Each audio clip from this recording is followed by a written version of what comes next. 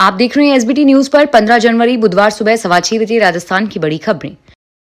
लोकसभा अध्यक्ष ओम बिरला ने कहा कि महिलाओं को रोजगार से जोड़ने के लिए विशेष योजना बनाई जाएगी।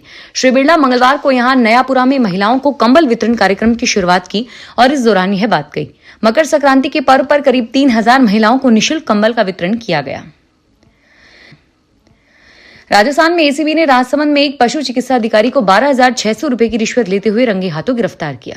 ब्यूरो के पुलिस महानिदेशक डॉक्टर रवि प्रकाश मेहरड़ा ने मंगलवार को बताया कि परिवादी ने ब्यूरो की राजसमंद चौकी में शिकायत की और उसके गांव के अन्य पशुपालकों के पशुओं के कानों पर टैग लगवाने और पशुओं का स्वास्थ्य प्रमाण पत्र जारी करने की एवज में राजकीय पशु चिकित्सालय रिछेड़ का पशु चिकित्सा अधिकारी, जिसके पास फिलहाल कुंभड़गढ़ के पशु चिकित्सालय का अतिरिक्त प्रभार है, उससे 800 रुपए प्रति पशु की रिश्वत मांग रहा है। राजस्थान विधानसभा का तीसरा सत्र 31 जनवरी से शुरू होने जा रहा है। अनुमान लगाया जा रहा है कि यह सत्र इस बार हंगामेदार होने वाला है। भाजपा सरकार जहां धर्मांतरण और मीसा बिल जैसे विधेयक पारित कराने की तैयारी में है, वहीं कांग्रेस ने सरकार को घेरने के लिए शैडो कैबिनेट बनाई है। इस कैबिनेट में कांग्रेस के वरिष्ठ नेताओं की जिम्मेदारी दी गई है ताकि वे सरकार के फैसलों पर पूरी तैयारी के साथ हमला कर सके। सूत्रों के मुताबिक कांग्रेस के नेता प्रतिपक्ष टीकाराम जूली और पीसीसी अध्यक्ष गोविंद सिंह डोटासरा ने इस शैडो कैबिनेट का गठन किया है, जिसमें राज्य के प्रमुख नेताओं को विभिन्न मुद्दों और विभागों की जिम्मेदारी सौंपी गई है। प्रधानमंत्री नरेंद्र मोदी ने नेशनल यूथ फेस्टिवल के दौरान देश भर के युवाओं से दिल्ली के भारत मंडपम में संवाद किया। युवाओं ने विकसित भारत के भविष्य पर दिए गए 10 टॉपिक पर अपना प्रेजेंटेशन तैयार करके पीएम के सामने रखा। कई राउंड के बाद सिलेक्टेड 3000 यूथ को पीपीटी के माध्यम से अपनी विजन रखने का मौका मिला। इन युवाओं में जोधपुर से एकमात्र युवा छात्रा ऋषा दिल्ली पहुंची। ऋषा ने सिलेक्शन के काउंट राउंड पार किए और 3 दिन तक विकसित Bharat young leaders dialogue national festival में हिस्सा लिया।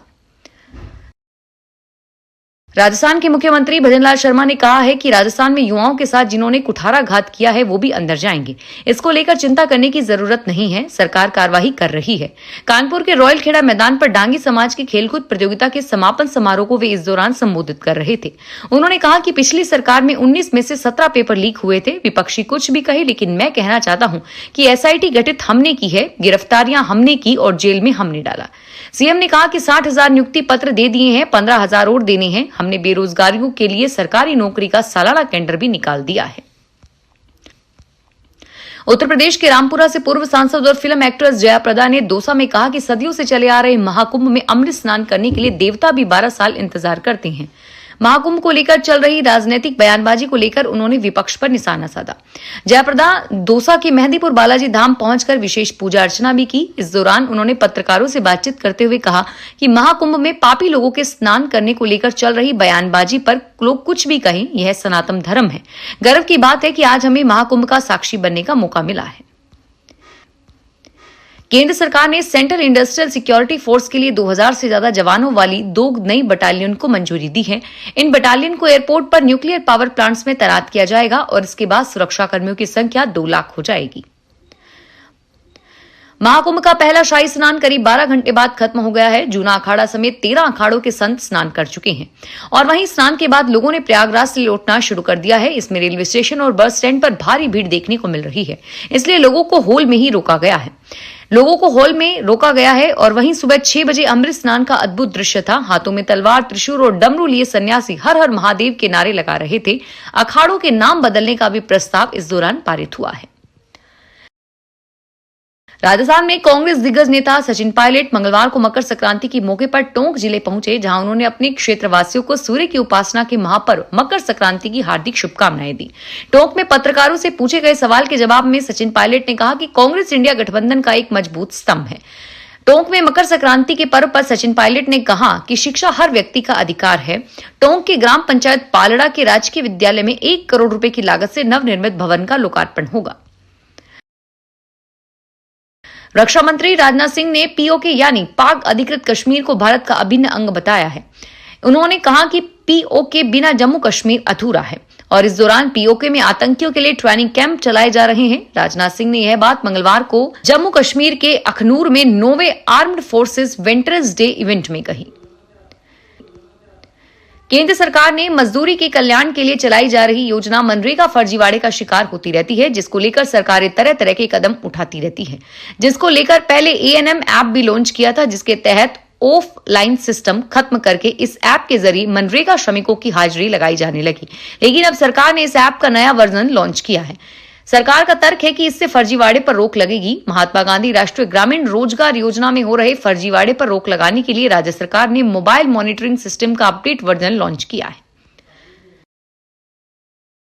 जिला प्रशासन की ओर से अजमेर के हजरत ख्वाजा गरीब नवाज की दरगाह में शुक्राने की चादर पेश की गई है। 813वां उर्स शांतिपूर्वक संपन्न होने पर पुलिस उपाधीक्षक ने यह चादर पेश की है। इस चादर का जुलूस दरगाह के निजाम गेट से शुरू हुआ और इसमें कवालों ने ख्वाजा साहब की शान में कवालियां पेश की है। संभागीय आयुक्त ने कहा कि देश व प्रदेश के साथ अजमेर में अमन और शांति के लिए चादर पेश करके दुआ मांगी गई है। सैनिक कल्याण बोर्ड के अध्यक्ष प्रेम सिंह बाजोर मंगलवार को सीकर आए। उन्होंने अपने सीकर के शहीद स्मारक पर पुष्प अर्पित किए और इसके बाद वेटरन्स डे के मौके पर सर्किट हाउस में आयोजित कार्यक्रम में भूतपूर्व सैनिकों का सम्मान किया। सैनिक कल्याण बोर्ड के अध्यक्ष प्रेम सिंह बाजोर ने कहा कि आज वेटरन्स डे के मौके पर शहीद वीरांगनाओं और भूतपूर्व सैनिकों का सम्मान किया गया है। प्रदेश में मुख्यमंत्री और केंद्र में नरेंद्र मोदी के शासन में नई नई योजनाओं से शहीदों का सम्मान हो रहा है। मुख्यमंत्री जन आवास के अंतर्गत अलवर शहर में 200 फीट रोड पर परियोजना विकसित की जा रही है। परियोजना में रिहायशी फ्लैट्स के अतिरिक्त व्यवसायिक क्षेत्र, खेलकूद का स्थान, 24 घंटे पावर बैकअप, जल आपूर्ति जैसी कई सुविधाएं विकसित की जा रही है। निर्माण व विकास कार्य अंतिम चरण में है और यहां से भगत सिंह चौराहा 3.5 किलोमीटर, रेलवे स्टेशन 3 किलोमीटर के दायरे में है। महत्वाकांक्षी रामगंज मंडी भोपाल रेल मार्ग का काम योजना शुरू होने पर दशक बाद भी मध्य प्रदेश में कछुए को लजाने वाली चाल से चल रहा है और वहीं राजस्थान की ओर से इस रेल मार्ग का काम अंतिम चरण में चल रहा है।